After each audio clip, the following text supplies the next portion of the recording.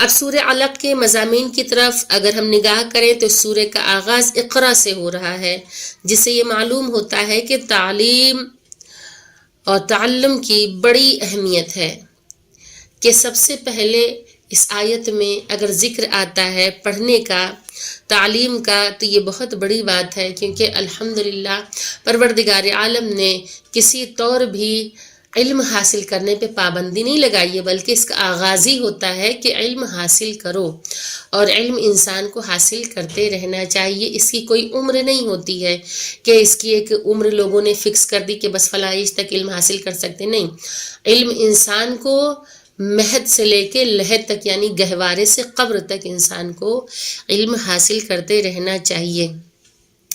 اگر لوگ یہ کہتے ہیں کہ مسلمانوں کے یہاں پڑھائی لکھائی کا کانسیپٹ نہیں پایا جاتا ہے، ان کے یہاں بالخصوص لڑکیوں کی تعلیم پہ توجہ نہیں دی جاتی ہے، وہاں پابندی ہے،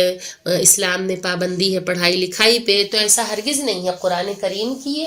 آیت جو ہے، یہ سورج جو، یہ اس بات کی دلیل ہے کہ پروردگار عالم اس کا آغاز ہی کس سے کر رہا ہے، یعنی کہ پڑھائی لکھائی کا ہی ذکر ہو رہا ہے، پڑھنے سے ہی آغاز ہو رہا ہے، تعلیم سے ہی اس کا آغاز ہو رہا ہے۔ تو یہ جو بہتان لوگ باندھتے ہیں، یہ سراسر غلط ہے، یہ بہتان ہے، یہ جھوٹ ہے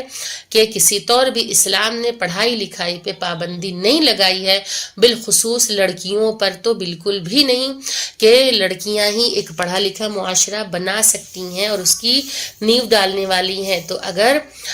لڑکیاں، عورتیں جو نسواں جو ہیں وہ اگر جاہل رہ گئیں تو ظاہر سی بات ہے کہ معاشرہ جو ہے وہ جہالت کے اندھیرے میں چلا جائے گا، اور پروردگار عالم کا اشارہ صاف صاف ہو چکا ہے کہ انسان کو تعلیم حاصل کرنا ہے، پڑھنا ہے، اس سورہ کے آغاز سے ہی بتا دیا گیا ہے۔